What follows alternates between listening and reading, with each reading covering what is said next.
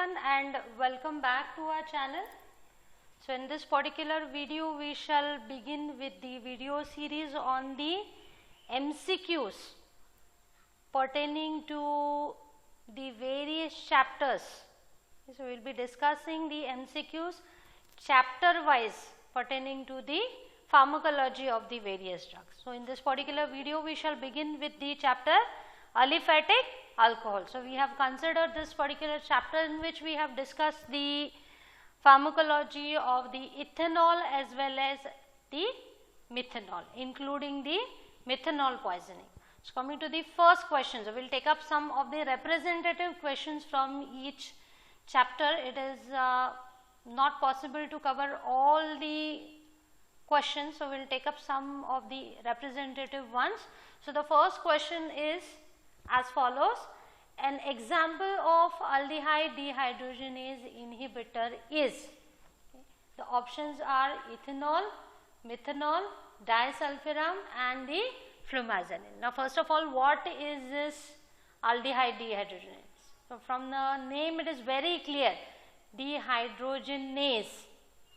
Okay. So, this suffix indicates that this particular it is an enzyme. Okay, so we have to find out the inhibitor of this particular enzyme. So, what is the significance of this enzyme? Yes, you can try to answer through the live chat or the chat box. Okay, so the significance of this enzyme is that it is involved in the metabolism of the alcohols. Okay. So, the second step in the metabolism, the first step is that the alcohol, it gets converted to an aldehyde, and from aldehyde it gets converted to acetate. So, the first reaction is catalyzed by the enzyme alcohol dehydrogenase. Okay. And the second reaction, that is conversion of aldehyde to acetate, yes, it is catalyzed by this enzyme aldehyde dehydrogenase. So, what is the example of inhibitor of this particular enzyme? Okay. So, ethanol or methanol, these are not the inhibitors of this particular enzyme. Flumazenil, we are all aware, this is a antidote for the Bizardi poisoning. Okay. So, the correct answer for this is disulfiram. Okay. So, it is utilized in the conditions wherein the person who is habitual or dependent on alcohol wants to leave the habit, who is motivated to leave this habit. In such individuals, disulfiram is used, because by inhibiting this enzyme it will start accumulating the aldehyde in the body. So, it will start producing the disulfiram like reaction, that is, it will start producing some of the deleterious effects and it will result in the person leaving this particular habit. Okay. And the second question is, ethanol acts by which of the following mechanism? So, the mechanism of action of the ethanol.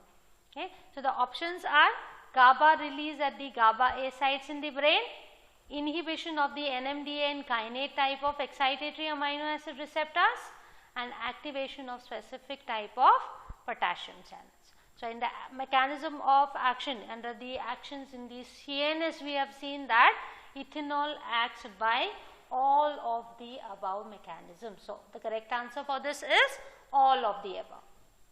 Then the third question, effect of alcohol on the endocrine system includes hyperglycemia, hyperthyroidism, hypoaldosteronism or hypothyroidism. So, under the actions of alcohol on the endocrine system, we have seen that alcohol results in the release of ADR, right. So, this adrenaline, it actually is responsible for production of the hyperglycemia.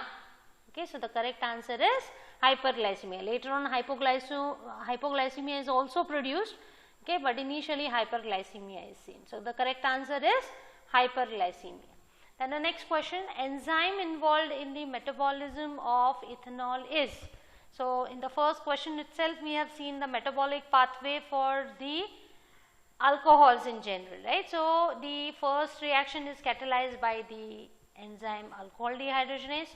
So, is this the correct answer? Yeah, just don't come to the conclusion directly without reading all the options. That is very important in answering the GPAT. Do not come to a quick conclusion because there are answers which may be confusing. Okay. So, let us read the other options. Now, aldehyde dehydrogenase, is it involved? Yes, it is a reaction. It is involved in the second reaction, right. It catalyzes the reaction wherein aldehyde is converted into acetate, right. But is this the correct answer? No. Let us go through the other options as well. Okay. Now, have a look at this last one, Dopa Decarboxylase. Is this anywhere involved in the metabolism of ethanol? No, it is actually the enzyme involved in the activation of the levodopa to the dopamine, okay, Dopa Decarboxylase. Okay, peripheral decarboxylase inhibitors, if you all can recall, these are combined with the levodopa, right, okay, because it inhibits this enzyme in the periphery so that more of levodopa can enter into the brain. Okay, so this is nothing to do with the ethanol. So, this also is not a correct answer, but you can see this third option. It says alcohol dehydrogenase and aldehyde dehydrogenase, both. Okay. So, the correct answer is third option, alcohol dehydrogenase and aldehyde dehydrogenase. Then the next question, manifestations of methanol poisoning include. Okay, manifestations means the symptoms which are produced by the methanol poisoning. Okay. So, the options are the hypertension, alkalosis, blindness, or none of the above. So, hypertension is not produced by methanol, okay, but alkalosis, what about the alkalosis? Okay, we have seen the manifestations that actually acidosis is produced, right. It is one of the manifestations, important manifestations caused by the accumulation of the formic acid. Okay.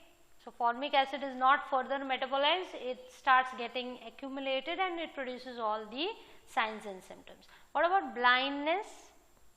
Yes, it produces the toxic effects on the retina, retinal toxicity it has, right, specific toxicity.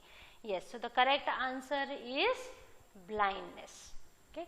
And the next question, ethanol is used as, so this question is pertaining to the uses of ethanol. Antiseptic, Rubefacient, Counterirritant, and all of the above are the options. So, under the actions of ethanol, we have seen under the local actions that ethanol, it acts as an antiseptic, it is well known antiseptic. Rubefacient, yes, of course it is a rubefacient, and also it acts as a counterirritant. So, the correct answer is all of the above. Okay, then the next question, specific antidote for methanol poisoning is Flumazenil, Fomepizole, Fluoroquinolone, or Formic acid. Now, Flumazenil, it is well known antidote for the BZD poisoning, right. Fluoroquinolone, it is a antibiotic, right, and formic acid, it itself is the toxic metabolite which is producing all these symptoms, right, it symptoms of the methanol poisoning. So, the correct answer over here is the Fomepizole. Then the next question, which of the following statement is true for ethanol? So, which statement is correct as far as ethanol is considered? It stimulates the temperature regulating center, or decreases the HDL cholesterol level, or it produces diuresis, or increases the LDL. So, under the actions, this question is pertaining to the actions. We have seen that the temperature regulating center, it is depressed. Okay, so, this option is not correct. It increases actually the HDL cholesterol level. So, HDL, which is actually a type of lipoprotein, it is actually good for health, HDL. Okay. There are 6 types of lipoproteins, okay, the ones which are having deleterious effects on the health, okay, LDL, VLDL and all. Okay, but HDL, it is the good one. Moderate consumption of ethanol, it increases the HDL level. Okay. Then increases the LES tone. We have seen under the actions on GIT that it actually decreases the LES tone. So, the correct answer is it produces the diuresis. That is because it inhibits the release of the ADH. ADH, it is the antidiuretic hormone, right. So, because of the decrease in the release of this hormone, it will result in the increase in the urine output. So, also water is consumed along with ethanol. So, it will result in the diuresis, that is increased output of the urine. Next question is effects of ethanol on the liver includes. So, the actions of ethanol on the liver, this include increased lipid peroxidation or cellular necrosis or increased fat synthesis or all of the above are the options. Okay, so, in the actions we have seen that it of course increases the lipid peroxidation, it also produces cellular necrosis, okay, by accumulation of the metabolites, okay. Then it also increases the fat synthesis and mobilizes the fat. Okay. So, correct answer for this question is all of the above. Then the 10th question is treatment of methanol poisoning includes. So, what are the treatment lines for the methanol poisoning? Okay. Methanol 100 milligrams per deciliter is the first option. Okay. Now, supposing if you give methanol in methanol poisoning, what will happen? It will add to the metabolite, right. So, actually here in the treatment, ethanol is given in this particular dose. Why it is given is because the metabolic processes for both these are the same, right. They share the same metabolic pathway. So, if you administer ethanol, what will happen? The metabolic pathway is diverted towards ethanol. So, acetate will be formed, more and more acetate will be formed rather than the formic acid. So, what will happen? It will have a protective action, right. Does it produce pain? No. So, morphine is also ruled out. But one of the symptoms we have seen that acidosis is produced, right, because it is the acid which is getting accumulated, right. So, this is the correct answer.